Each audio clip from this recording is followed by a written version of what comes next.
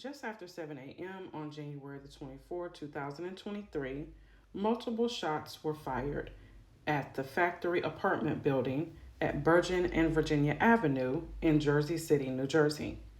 Neighbor Joanne noticed Lucas Cooper pass by her in the third floor hallway. His demeanor seemed quite upset and very distracted. As soon as she closed the door to her apartment, she immediately heard four gunshots. The neighbor initially assumed that it was just shots in the area, but soon realized that the shots were definitely too close to her home and only two doors down from her apartment. Just after the shots were fired, a call was placed to 911 from a very scared and terrified 15-year-old girl, Alasia King, daughter of Temara King, saying, "My dad just shot my mom." In the apartment lived 35-year-old Temara King, her daughter, and her husband, 39-year-old Lucas Cooper. Temara and Lucas were married on August the 20th, 2016. Temara King, also known by Sarah by family members and friends, who also known by her co-workers as a well-known and adored third-grade elementary school teacher at public school number 5 for over 10 years. Temara Serafini King was born on January the 12th, 1988 in Jersey City, New Jersey, born to parents Janice and Gary King. As responders arrived, there they found Temara King with multiple gunshots laying on the floor. Immediate attempts were made to save her life. She had a very faint pulse.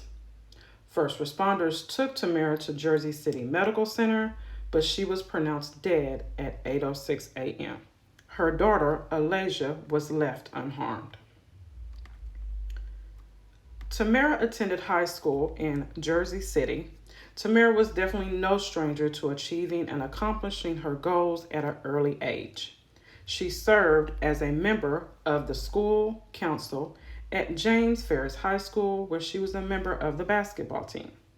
Temara continued her education after graduating high school to New Jersey City University, where she earned and obtained a Bachelor of Arts degree in early childhood education. She also held a teacher certification for preschool to third grade, special education, and sociology. Temara never placed limits on her dreams, goals, nor what she could achieve. She definitely went over and beyond the call of duty as a teacher and an educator. She continued to further her education by obtaining her Master of Education degree in special education from Grand Canyon University. And in 2022, Temara completed her Learning Disability Teacher Consultant Certification program at NJCU. From there, she spent much of her time and dedication in helping with after-school and summer programs. Temara wanted to follow in her late grandmother's footsteps, Marian King, by being an excellent teacher and an educator, and she did just that. Some of her educational focus was placed on helping children with special needs. She taught special education and worked primarily with students with autism spectrum disorder. Additionally, she provided developmental intervention services to children in the early intervention program. Temara's hard work, determination, and dedication in helping children with special needs didn't go unseen. In 2018, she was awarded Inclusion Teacher of the Year by the New Jersey Coalition for Inclusive Education. She was also honored as an Exemplary Educator of the Year by the New Jersey Department of Education in 2022.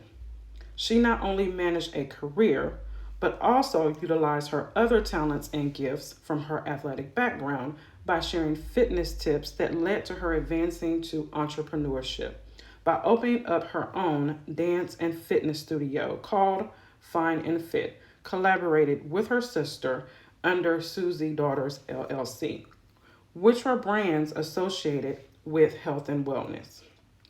She was also a trainer and host for other fitness classes, and she shared daily fitness tips and videos through her Instagram. Her family describes her as an individual who loved her family fearlessly. You could count on her for any occasion at any time. She was definitely the glue that held everyone and everything together. Temara's energy, her smile could light up a room, but sadly her life was taken at an early age of 35. Temara was a proud and devoted mother. The impact of her loss has not only affected her daughter, but also her family in ways that words could not be expressed. Temara had just celebrated her birthday and was shot in her home, in which she shared with her husband and child. Lucas Cooper shot his wife and then left her there to die, along with his daughter. The daughter again was unharmed. Lucas Cooper did flee the scene. After hours on a manhunt, Cooper later was apprehended in Pennsylvania and was charged with murder, unlawful possession of a weapon, possession of a weapon for unlawful purposes, and endangering the welfare of a child. Cooper was initially detained at the Lehigh County Jail and then later extradited to New Jersey. Although the motive has not been established and is not clear, the case is said to be a case of domestic violence and is still being investigated as an act of domestic violence, and additional information cannot be released at this time. But what we know that there is a history of Cooper's behavior while we look into his background. Cooper and Temara were in an argument. He became outraged during the dispute and killed his wife. Family members say that Temara was filing for a divorce. Cooper was apparently put out of the home and reportedly homeless and living in his car. After shooting and killing his wife, he reportedly called his daughter to apologize for the shooting. Although there are limited details to what led Cooper to killing his wife, his background shows a history and pattern of his consistent behavior with domestic violence and abuse. New at 5, a suspect has been arrested in the shooting death this morning of a woman inside a Jersey City apartment building. The Hudson County Prosecutor's Office says 35-year-old Temara King was shot on the 3rd floor of the Toy Factory Apartments on Bergen Avenue. She later died at the hospital. Police say the suspect, 39-year-old Lucas Cooper, was arrested in Bethlehem, Pennsylvania, and is now charged with her murder. I really heard the shot. Many of the charges were prior to Temara and Cooper getting married. Here is what we know about Lucas Cooper.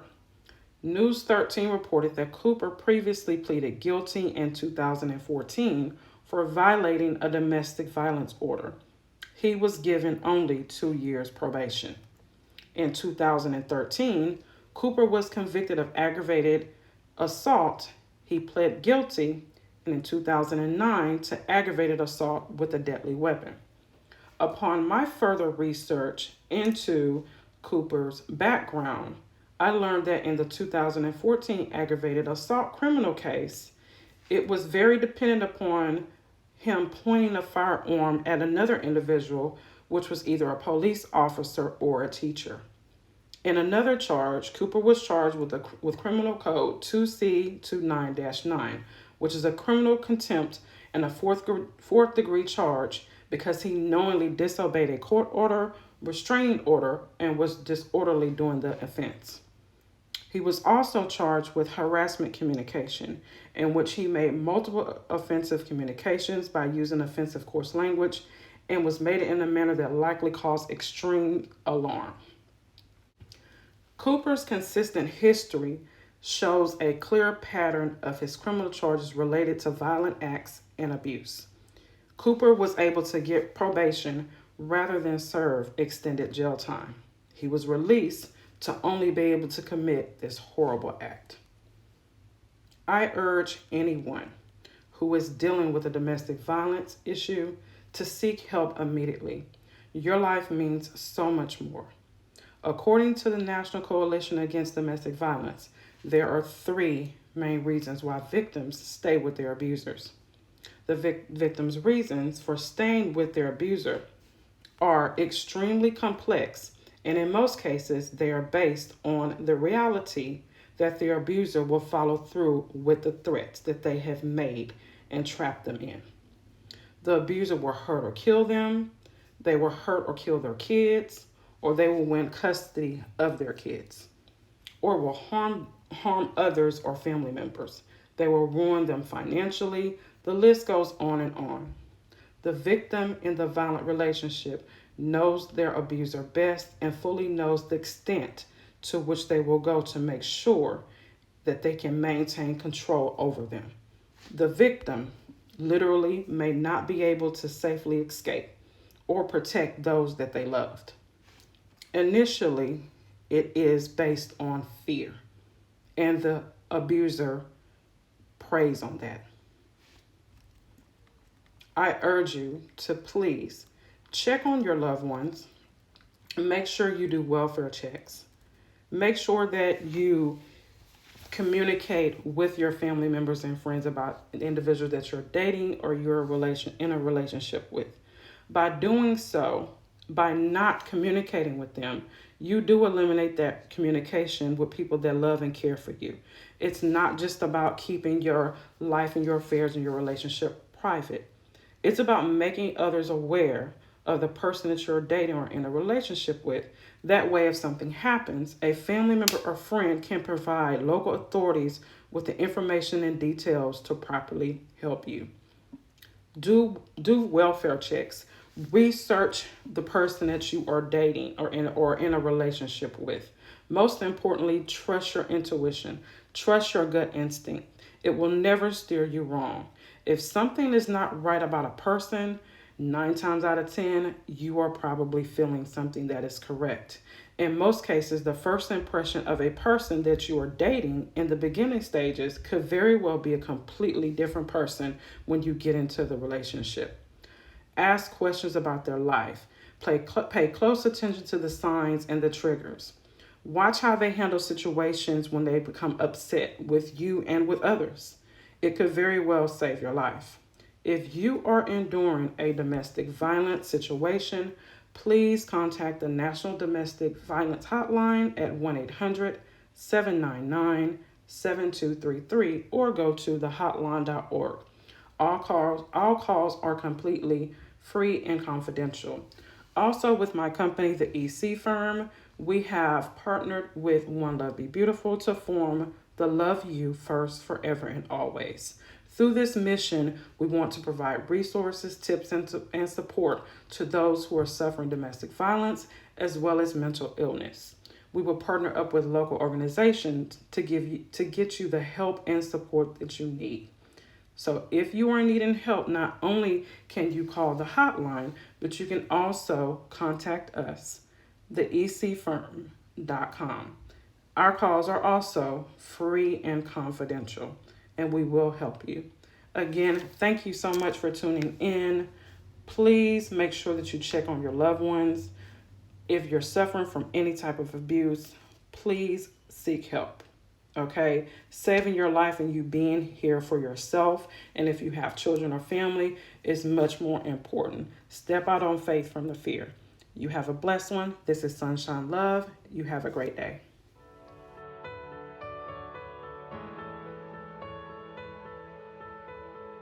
Mrs. Curdy, Mrs. Truesdale, and Mrs. King are a wonderful co-teaching trio.